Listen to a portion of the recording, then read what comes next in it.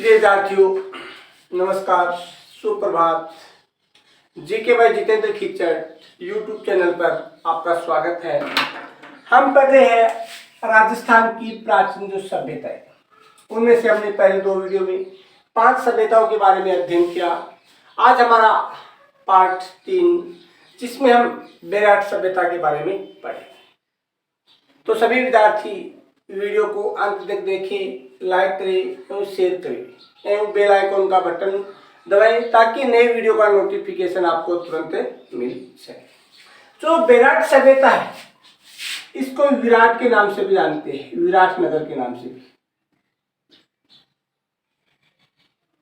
इसको विराट नगर के नाम से भी जानते हैं। और ये कहाँ पर स्थित है? जयपुर में स्थित है।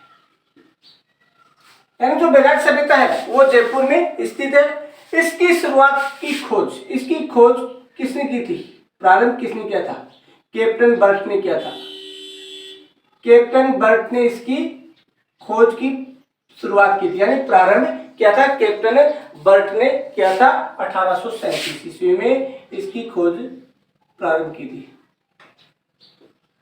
उसके बाद में इसके जो उत्खननकर्ता थे,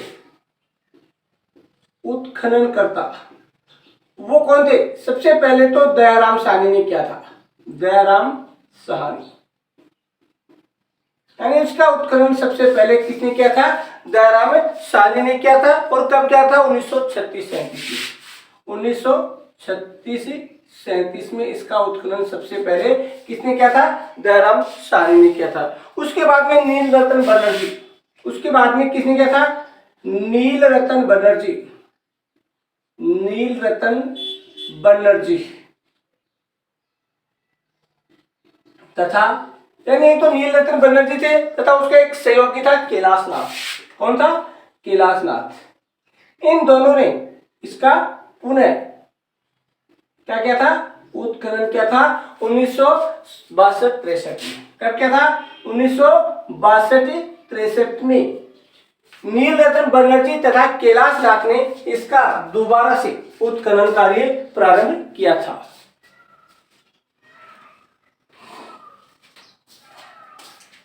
यानी ये विराट नगर के नाम से भी जानी जाती है, जयपुर में स्थित है। खोज सबसे पहले कैप्टन बर्ट ने की थी। उसके बाद में इसका उत्खनन कार्य दयाराम साहनी, नीलरतन बनर्जी और कैलाशनाथ 3 व्यक्तियों ने किया। दयाराम साहनी ने 1936-37 में और उन्होंने 62-63 में। ये सिंधु घाटी सभ्यता की समकालीन है।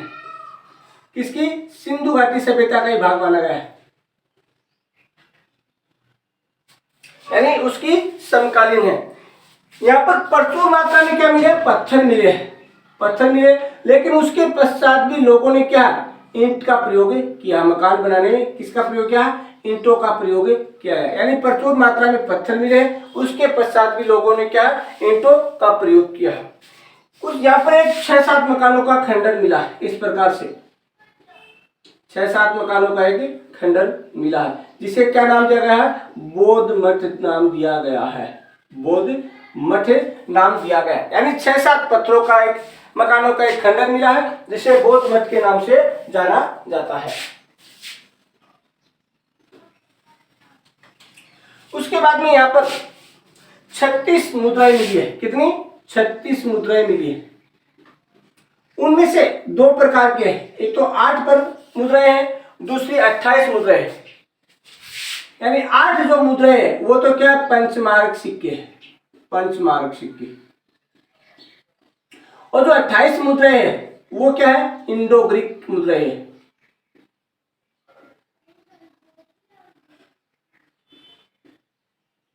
इंडो ग्रीक मुद्राएं है।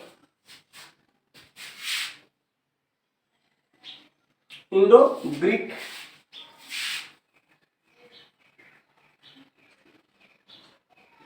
इंडिको ग्रीक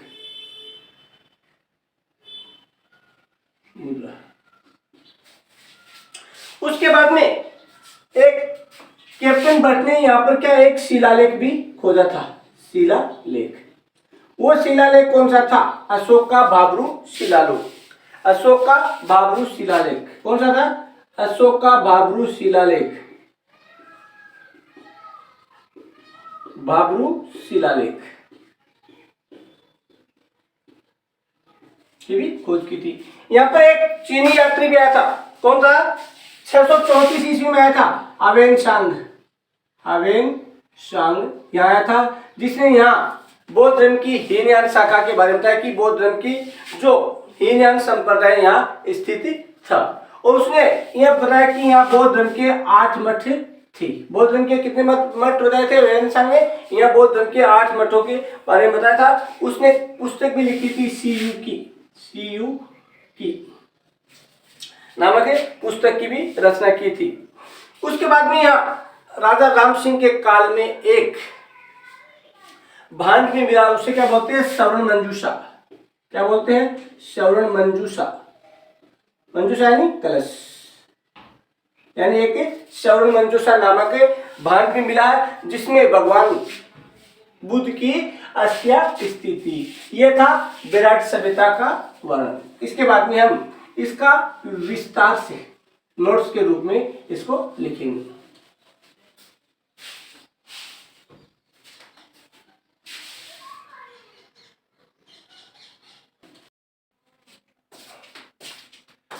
विराट सभ्यता कहां स्थित है? विराट सभ्यता जयपुर में, विराटनगर जयपुर, विराटनगर, विराटनगर को बोलते हैं विराट। उसके बाद में नदी तट पर स्थित, किस नदी तट पर स्थित है? तो बाणगंगा नदी तट पर, बाणगंगा नदी तट पर स्थित है। उसके बाद में विराटनगर राजधानी था। जो ये विराटनगर था, ये पहले प्राचीन काल में किसकी राजधानी था? मत्स्य जनपद की राजधानी था। मत्स्य जनपद की राजधानी था विराटनगर। उसके बाद में विराट की खोज का प्रारंभ, यानी इसकी खोज की शुरुआत किसने की थी? कैप्टन बर्ट ने की थी। कैप्टन बर्ट ने इसकी शुरुआत की थी 1837 ईस्वी में। उसके बाद में इसके उत्खनन करता, इसका उत्खनन 2 बार किया गया था। पहली बार किसने किया था? दयाराम साहनी ने। दयाराम साहनी, यानी सबसे पहले इसका उत्खनन किसने किया था? दयाराम साहनी ने किया था 1936-37 में। 1936-37 में किसने किया था? दयाराम साहनी ने किया था। उसके बाद में दूसरी बार किसने किया था? नील रतन बनर्जी व कैलाशनाथ, नील रतन बनर्जी व कैलाशनाथ ने किया था।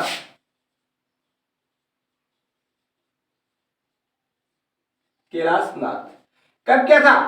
1962-63 में। पहले बार 1936-37 में, दोबारा 1962-63 में। उसके बाद में विराट सभ्यता में स्थित पहाड़ियां, विराट सभ्यता में 3 पहाड़ियां, बिजक की डूंगरी यानी बिजक की पहाड़ी, भीम डूंगरी और गणेश डूंगरी, 3 पहाड़ियां हैं। पहली कौन सी है? बिजक की पहाड़ी।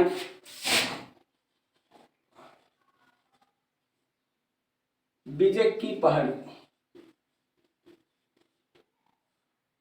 दूसरी है भीम डूंगरी।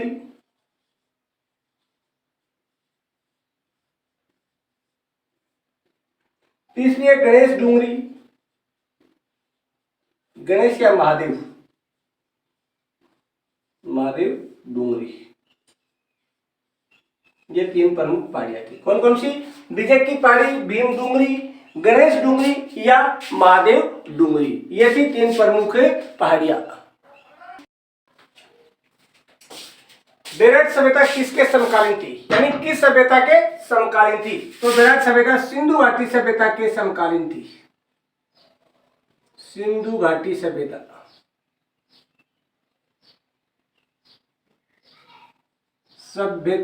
के समकालीन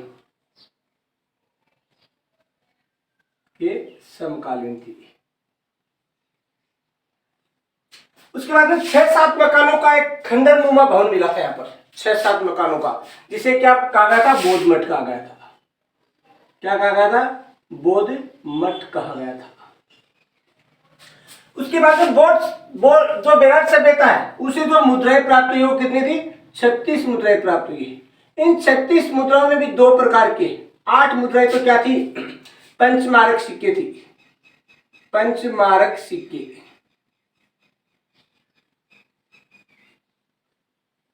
यानी जो 36 थी उनमें से 8 तो क्या थी, पंचमारक सिक्के थी और 28 थी इंडी ग्रीक मुद्रा, 28 थी इंडी ग्रीक मुद्रा।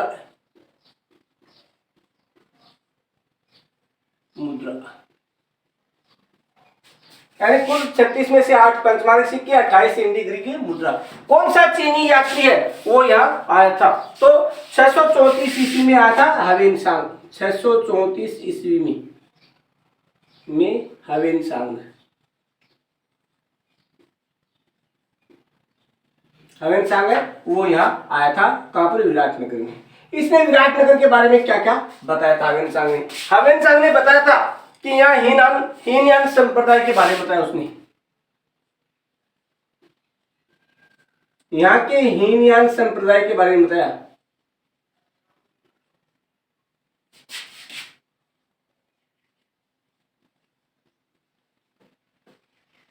के बारे में बताया था उसने,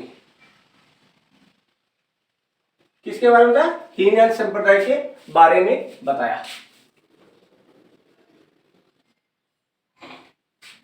दूसरी बात उसने इसके बारे में क्या बताई थी, विराट नगर के बारे में। उसने यहाँ बौद्ध मठों की संख्या 8 बताई, यहाँ बौद्ध मठों की संख्या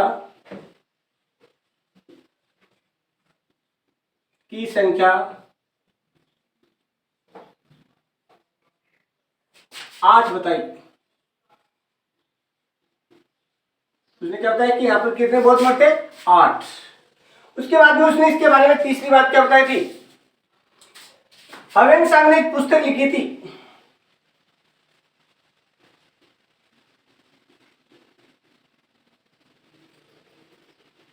ह्वेनसांग की पुस्तक, यानी उसने कौन सी पुस्तक लिखी थी, CUK। कौन सी पुस्तक की थी, CUK। यानी 634 ईस्वी में ह्वेनसांग विराटनगर आया था। उसने यहाँ बताया कि यहाँ हीनयान संप्रदाय के लोग थे और यहाँ पर 8 बौद्ध मठ थे, और उसने अपनी पुस्तक CUK का भी यहाँ पर वर्णन किया है। राजा राम सिंह के समय खुदाई में प्राप्त बाण कौन सा था, यानी राजा राम सिंह के समय यहाँ पर खुदाई की गई, उसमें कौन सा बाण मिला था, स्वर्ण मंजूषा। क्या मिला था, स्वर्ण मंजूषा।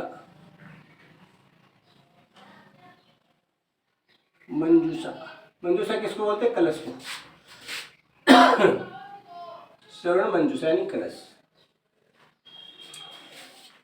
इस स्वर्ण मंजूषा में क्या था, यानी ये जो स्वर्ण मंजूषा मिला था उसमें क्या मिला था, इसमें भगवान बुद्ध की अस्थियां मिली थी,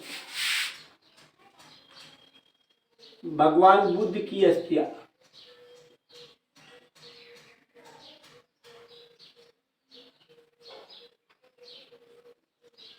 क्या मिली थी, भगवान बुद्ध की अस्थियां, अवशेष मिले थे। उसके बाद में कैप्टन बर्ट ने विराटनगर में कौन सा शिलालेख खोजा था, यानी कैप्टन बर्ट है उसने कौन सा शिलालेख खोजा था, अशोक का प्रथम भाब्रू शिलालेख। अशोक का प्रथम भाब्रू शिलालेख। यानी जो कैप्टन बर्ट था उसने विराटनगर में पहला कौन सा शिलालेख खोजा था, अशोक का भाब्रू शिलालेख। इस शिलालेख में उसने क्या बताया था, नोट लगाई हो। इस शिलालेख से ये सिद्ध होता है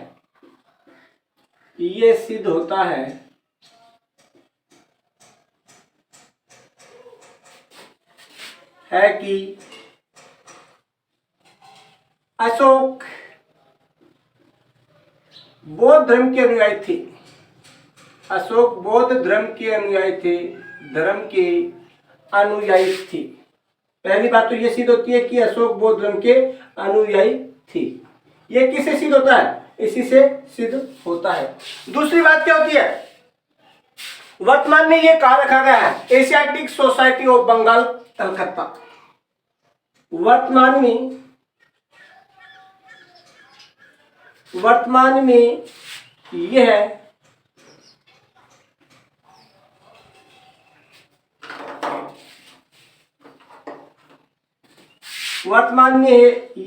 एशियाटिक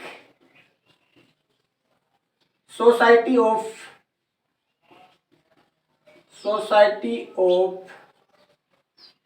बंगाल कलकत्ता।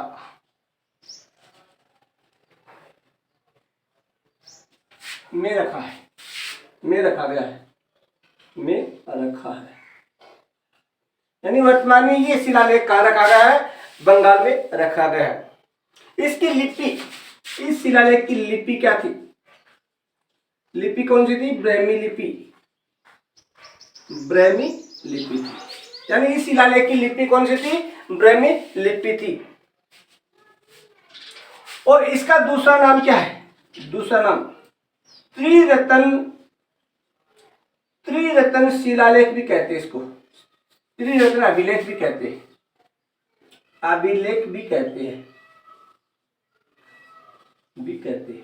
यानी इसे क्या है, त्रिरत्न अभिलेख भी कहा जाता है। यानी जो श्रवण मंजूषा है उसमें क्या भगवान बुद्ध की हस्तियां है, और जो प्रथम बाबरू अभिलेख है उसमें यह सिद्ध होता है कि अशोक किस धर्म का अनुयायी था, बौद्ध धर्म का। और ये वर्तमान में एशियाटिक सोसाइटी ऑफ बंगाल यानी कलकत्ता में रखा गया है, और ये ब्राह्मी लिपि में लिखा गया है, और इसे त्रिरत्न अभिलेख भी कहते हैं। उसके बाद में 7 नंबर है नलियासर सभ्यता। नलियासर सभ्यता कहां पर है, सांबर में। ये कहां पर है, सांबर। तो सांबर कहां पर है, जयपुर में। नोट लगा के लिखो। इसकी प्रमुख बात क्या है, यानी चौहान युग से पूर्व की सभ्यता का ज्ञान। यह चौहान युग से पहले की सभ्यता है, चौहान युग से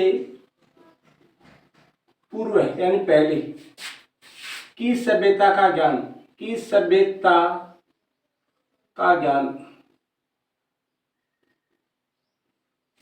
उसके बाद में जोधपुरा सभ्यता। जोधपुरा सभ्यता कहां पर है, जयपुर में स्थित है। कहां पर स्थित है, जयपुर में। इसकी प्रमुख बातें नोट लगा के लिखो। नोट एक नंबर प्रमुख पहली बात कौन सी है, यहां से शुंग और कुषाणकालीन सभ्यता के अवशेष प्राप्त हुए। यहां से शुंग यानी शुंग वंश, शुंग व कुषाणकालीन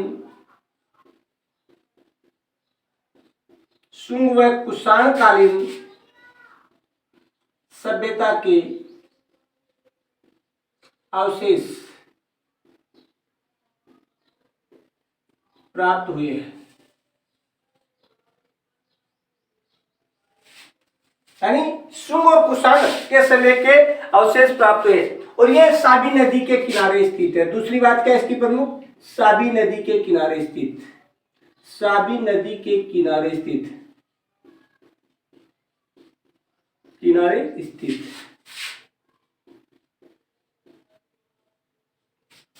उसके बाद में आती है चौथवाड़ी सभ्यता। तो चौथवाड़ी सभ्यता कहां पर है, जयपुर में स्थित है। यही पूछा जा सकता है, चौथवाड़ी सभ्यता कहां पर स्थित है, जयपुर में स्थित है। इस प्रकार से आज हमने अपने इस वीडियो के पाठ संख्या 3 में बेराट सभ्यता, नलियासर सभ्यता, जोधपुरा सभ्यता और चौथवाड़ी सभ्यता यानी जयपुर की जो 4 प्रमुख सभ्यता है, इन चारों सभ्यताओं का हमने वर्णन किया है। तो सभी विद्यार्थी GK by Jitendra Khichat YouTube channel को ज्यादा से ज्यादा लाइक, शेयर एवं सब्सक्राइब करें।